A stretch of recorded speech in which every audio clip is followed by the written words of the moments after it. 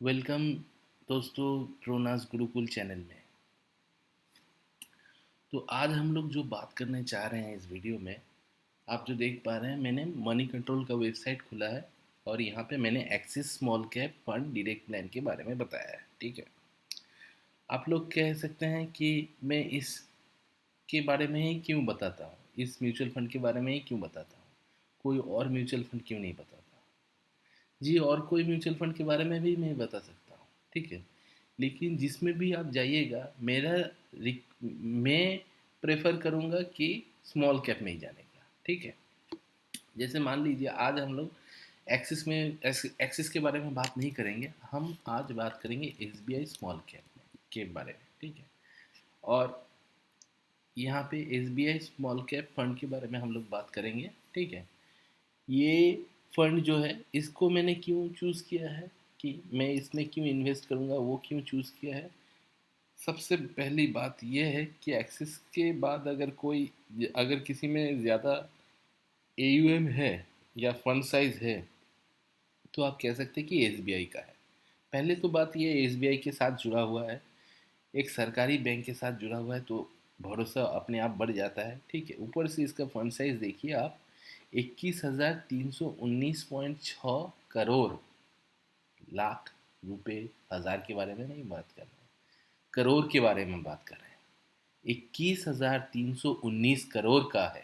ठीक है, और एक्सपेंस रेशियो भी बहुत कम है। ठीक है, और यहाँ पे अगर आप एनएवी देखेंगे, मतलब हर एक यूनिट का प्राइस अभी 149 का है करके है, और आप इसमें एसआईपी बहुत कम से भी स्टार्ट कर सकते हैं। ठीक है, अगर आप यहाँ पे एसआईपी में देखेंगे, एसआईपी रिटर्न्स अगर हम इसका कैलकुलेट करते हैं, देखिए यहाँ पे थोड़ा नेट स्लो चल रहा है, हम थोड़ा नीचे स्क्रॉल करके देखते हैं। ठीक है, अगर देखिए यहाँ पे अगर आप एसआईपी करते थे, ठीक है, 10,000 का इन्वेस्टेड ऑन, ठीक है, ये आपका रिटर्न है, मतलब एब्सोल्यूट रिटर्न है। ठीक है, अगर आप यहाँ पे 2013 में इन्वेस्ट किए होते, तो यहाँ पे आपका 1,16,233 रुपये हो चुका होता है 10,000 का। ठीक है, मतलब 10,000 अगर 2013 को लगा के छोड़ दिए होते, भूल जाते हैं, ठीक है, तब आपका इतना हो जाता है 1,16,000। ठीक है, मतलब 1,000 1,062% रिटर्न है। कितने साल में? 10 साल में। तो सोचिए आप। ठीक है, और अगर एसआईपी के बारे में देखते हैं, अभी आ गया इसका लोड। ठीक है, यहाँ पे लोड हो गया है, देखिए एसआईपी अगर हम यहाँ पे इन्वेस्ट करते हैं, ठीक है, 1 साल का भी अगर करते, इन्वेस्टमेंट अगर 2,000 का किया होता है, ठीक है, यहाँ से देखिए 1,000 का यहाँ पे लगाए, यहाँ पे 1,000 का लगाए, मतलब हर महीना 1,000 1,000 करके चल रहा है। ठीक है, फरवरी में एक और 1,000, यहाँ पे 3,000 था, 4,000 हो गया इन्वेस्टमेंट। देखिए यहाँ पे, ठीक है, 4,000 हो गया, यहाँ पे इन्वेस्टमेंट 5,000 हो गया। ठीक है, ये करते करते लास्ट तक आप देखिएगा, यहाँ पे आपका रिटर्न जो है, ये आप इन्वेस्टमेंट किए होते 12,000, ठीक है, और आपका यहाँ पे ये बन गया है 13,307 रुपये एक साल में। अभी 5 साल का अगर देखेंगे हम लोग, कितना होता है? 5 साल का अगर देखेंगे, 1,000 करके हम लोग 1,20,000 इन्वेस्ट किए होते। ठीक है, यहाँ पे, ठीक है, देखिए यहाँ पे, सॉरी, यहाँ पे 60,000 का इन्वेस्टमेंट हो चुका होता। ठीक है, 1,000 करके। ठीक है, और यहाँ पे ये बन चुका होता 1,14,507 रुपये। हर महीने 1,000 करके इन्वेस्टमेंट किए होते 5 साल में, तो ऐसा होता। ठीक है, तो इसका परसेंटेज कितना मिला? ठीक है जी, देखिए अगर 10 साल में कोई इन्वेस्ट किया होता है, तो उसका एनुअलाइज रिटर्न है 27%, मतलब हर साल का 27%। ठीक है, अभी हम एक कैलकुलेटर में चले जाते हैं, यहाँ पे रिटर्न जो है 27 मार देते हैं हम लोग। ठीक है, जैसे कि वहाँ पे दिखाया गया है कि 10 साल में इन्वेस्टमेंट का वैल्यू 27 करके मिला है, हिस्ट्री में अभी तक, भविष्य में मिला, अतीत में मिला है। ठीक है, तो 27 से ज़्यादा ही मिला है, 27.48 है, हम 27 ही राउंड फिगर में पकड़ लेते हैं। ठीक है, और हर महीना हम सिर्फ 1,000 करके लगाते और यहाँ पे 10 साल का लगाते, तो कितना होता है, 1,20,000 लगाए होते, यहाँ पे टोटल हमारा 6,10,000 हो जाता, मतलब 4 लाख का हमको प्रॉफिट हो जाता, 4,90,000 करीब करीब 5 लाख का। ठीक है, अभी अगर ये 1,000 का लगाए होते, अभी अगर मान लीजिए किसी के पास 2,000 है, मतलब मान लीजिए आप 2,000 रुपये लगाते हैं हर महीना, ठीक है, तो कितना होता, यहाँ पे आप 2,40,000 इन्वेस्ट किए होते, आपको इंटरेस्ट मिल रहा है 9,81,640 और 12,21,000, 12,21,000 आपको मिल जा रहा है। ठीक है, 10 साल के लिए। अभी मान लीजिए मैं इसको 10 की जगह 15 कर देता हूँ, ठीक है, सेम परसेंटेज रहा, ठीक है, तो यहाँ पे कितना हो जाता है, 3,60,000 लगाते, सिर्फ 3,60,000, ठीक है, 2,000 करके हर महीना 15 साल तक लगाया है। ठीक है, तो यहाँ पे कितना, 3,60,000 लगाते तो आपको 48,96,000, मतलब आधा 1 करोड़ आपको मिल जा रहा है, मतलब 1 करोड़ का आधा आपको मिल जा रहा है। बताइए, कहीं और से इस इतना रिटर्न मिलेगा आपको? ये आपको रिटर्न मिलेगा सिर्फ म्यूचुअल फंड से, स्टॉक मार्केट से। हाँ, लेकिन आपको लगा के रखना पड़ेगा। यहाँ पे एसबीआई ने 10 साल में दिया है ये, ठीक है, 1-2 साल नहीं है, 10 साल। आपको 10 साल पैसा हर महीना थोड़ा थोड़ा करके लगा के रखना पड़ेगा। ठीक है, अगर ये 6 नवंबर से हम पकड़े और अगर जनवरी से पकड़ते तो सिर्फ 4-5 महीने के डिफरेंस में ही ये एनुअलाइज रिटर्न 25% करके दिया है। ठीक है, मतलब थोड़ा कम हो गया। ठीक है, फिर 5 साल का अगर देखेंगे तो 23 में दिया है, और 3 साल का देखेंगे तो 31 करके दिया है हर एक साल का। 31 करके अगर महाराज पकड़ेंगे हम, यहाँ पे देखिए, 31 करके अगर हम लोग इसको पकड़ते हैं, उतना लॉन्ग टर्म में 31 देना इतना आसान नहीं होता है। ठीक है, फिर भी यहाँ पे जाता नहीं है, 30 करके हम मैक्सिमम दिखाता है।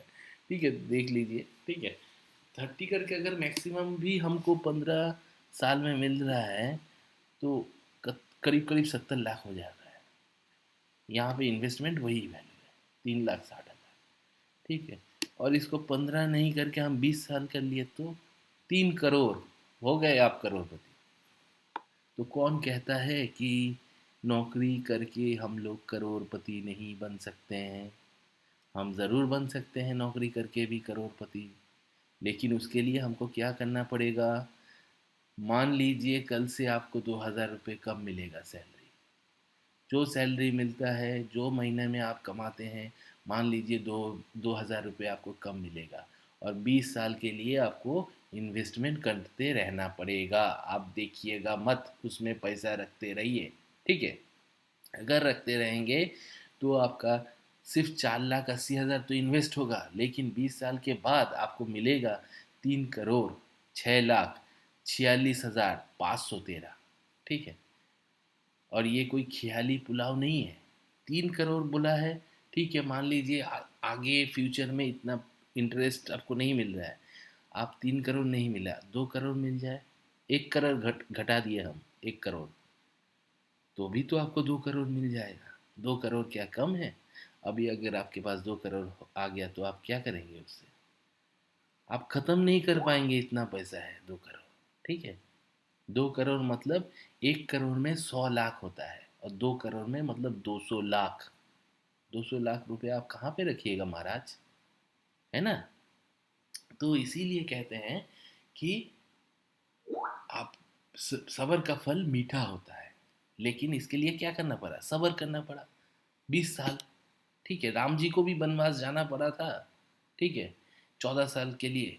उसी तरह से पांडवों को भी 15 साल के लिए जाना पड़ा था। ठीक है, फिर जाके उनको मिला था ना, राम जी को मिला था राम राज्य, और पांडवों को मिला था हस्तिनापुर।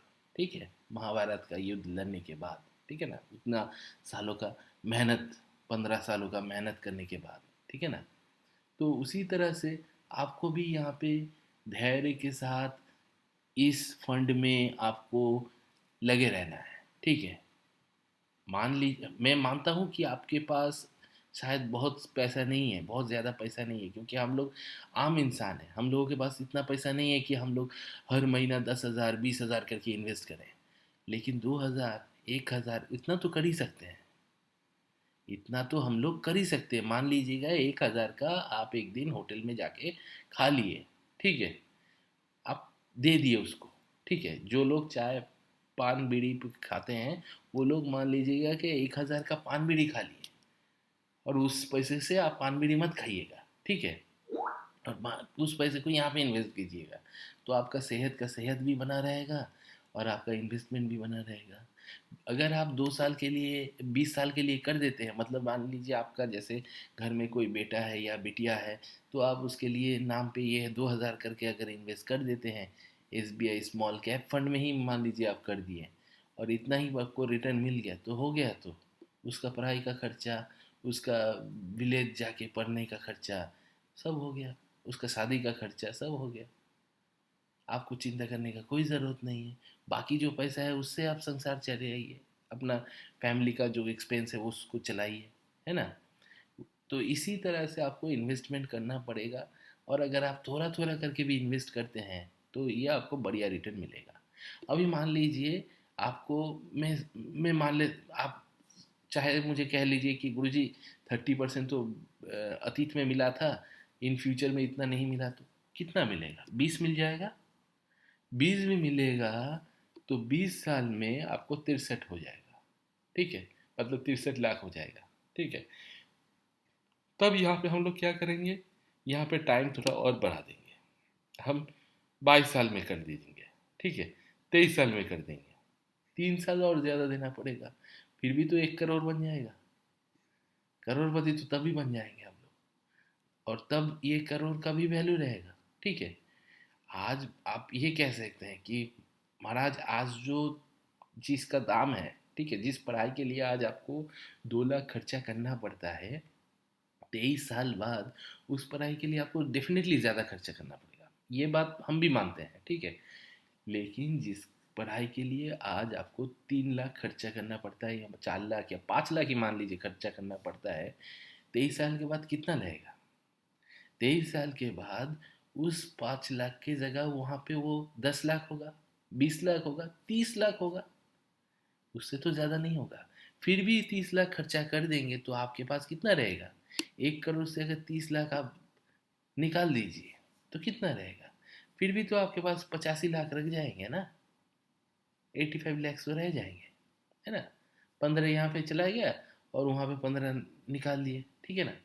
तो फिर भी तो आपका 85 लैक्स रहेगा। तो 85 लाख से आप फिर अपना बुढ़ापे का कुछ और कीजिएगा, या फिर बिटिया का या बेटा का जो है पढ़ाई करवा दिए आप 30 लाख से, बाकी जो 85 लाख रहा उससे आप और कुछ कीजिएगा, है ना। तो इसी तरह से हम लोग इन्वेस्टमेंट करके धीरे धीरे वेल्थ जनरेट कर सकते हैं, वेल्थ बना सकते हैं, जिसको हम लोग यूज़ करके अपने फ्यूचर का गोल जो है उसको अचीव कर सकते हैं। तो आप भी अपने फिनेंशियल एडवाइज़र से इसके बारे में एक बार बात कर लीजिए। बात करने के बाद इसमें आप इस तरह से इसको फॉलो कर सकते हैं, ठीक है। ये जो वीडियो है वो एक एजुकेशनल वीडियो है। इसमें आपका अगर कोई भी आप मॉनेटरी ट्रांजैक्शन करते हैं तो इस वीडियो के देखने के बाद अपने फिनेंशियल एडवाइज़र से एक बार संपर्क करके तभी कीजिएगा। कोई भी प्रॉफिट या नुकसान होगा तो आपके ऊपर ही उसका जिम्मेदारी होगा, ठीक है। तो द्रोणास गुरुकुल चैनल को देखने के लिए बहुत बहुत धन्यवाद। इस वीडियो को देखने के लिए बहुत बहुत धन्यवाद। अगर वीडियो पसंद आया है तो कृपया लाइक एंड सब्सक्राइब ज़रूर कीजिएगा। धन्यवाद।